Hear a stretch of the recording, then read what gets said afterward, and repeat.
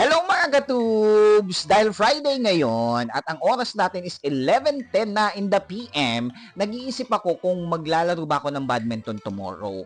And syempre, nag-iisip din ako kung anong content ang pwede kong gawin for tomorrow. Actually, sa larangan ng badminton, ang hirap-hirap talaga na gumawa ng content. Bukod sa ang dami nating pwedeng i-showcase, ang daming pwedeng pag-usapan, nahihirapan talaga ako to have a content. So, dahil nga tomorrow is Saturday naman at wala naman tayong gagawin. So, naisip ko na magkaroon ng challenge or i-challenge yung sarili ko. Gusto kong pumunta sa isang lugar na wala akong kakilala.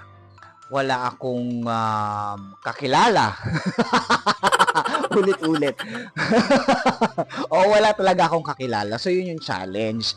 And isa pa sa challenge yan, dahil manggagaling ako sa Giginto, Bulacan, magmomotor lang ako mula Giginto, Bulacan, going to, actually, ang choice ko is to go to Cabanatuan City. Kanina nag-search na ako ng mga badminton courts, nagtanong-tanong ako, nag-message ako dun sa mga possible na pwede nating makausap at maka-collab. Collab! Kaso walang sumasagot. So naisip ko, bahala na bukas.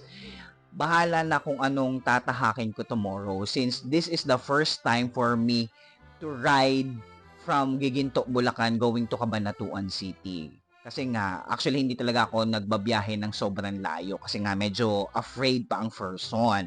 At ang isa pang challenge kasi na naiisip ko dahil ang laman ng wallet ko ngayon, ito ha, ang laman ng wallet ko ngayon is 1, 2, 5, 6, 7, 50, 20, so 2,770.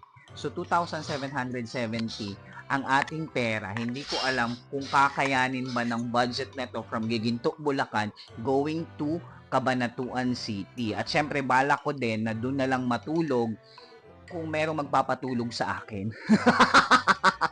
'Di ba? So kailangan natin, ang challenge na 'to, actually is kailangan natin magkaroon ng friend na pwede nating tulugan at kainan. Dahil feeling ko itong 2,770 hindi talaga siya kakasya. Kasi nga sa gasolina pa lang I think medyo malayo-layo na rin yung Cabanatuan City from Bulacan. So I don't think kakasya siya. So tinitingnan ko kung anong descartism ang gagawin ko for me to, fulfill yung content na to. And syempre, it's more of a badminton content na gusto kong gawin. Syempre, ang gagawin lang naman natin doon sa Cabanatuan ay alam mo na, makigulo, tawag dito, ambush interview ng mga players, mga experience. And of course, gusto ko rin namang makalaro yung mga taga Cabanatuan City. So, ayun, yun yung challenge na gusto kong gawin for today. And siguro, aalis ako ng around 6 a.m. going Cabanatuan. At gusto kong ma-check din yung along the way kung ano ba ang meron na tatahakin ko, 'di ba? Yun ang pinaka-exciting part is kung ano yung tatahakin ko going to Cabanatuan City. At kitang-kita nyo naman, di ba?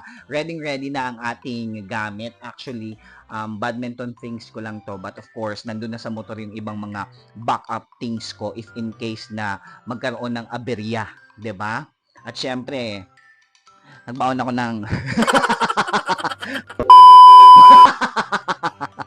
if in case of emergency. Kung walang magpapatulog sa akin at hindi ako makakita ng tutulugan or kakainan, baka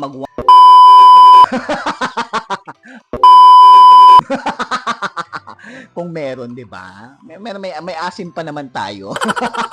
So ayun nga, so gusto ko lang i-challenge yung sarili ko kung kakayanin ko ba at ano yung tatahakin ko to the fact na ako lang mag-isa, ako lang magsushoot ng everything going to Cabanatuan City. At syempre maghahanap ako ng mga courts na pwedeng paglaruan. So, kung ano yung po pwede, kung ano yung una natin makikita, and then siguro doon na tayo. Kanina kasi meron ako mga chinat, pero hindi pa sila nagre-reply. So, feeling nila, budol-budol tayo. So, from Giginto, Bulacan, going to Cabanatuan City, medyo malayo-layo rin siya. And chinek ko sa Waze, almost 2 hours drive from Giginto, Bulacan, going to Cabanatuan City. So along the way, I want to know, I want to discover what else I can find and, show you yung badminton journey na mangyayari sa atin. This is a Dayo series for me and a challenging part. So, sa lahat ng mga taga-Kabanatuan, so kita-kits na lang tayo tomorrow. At kung makita man ninyo ako doon, kung saang court man yan, mag-bless kayo. Lolo lang.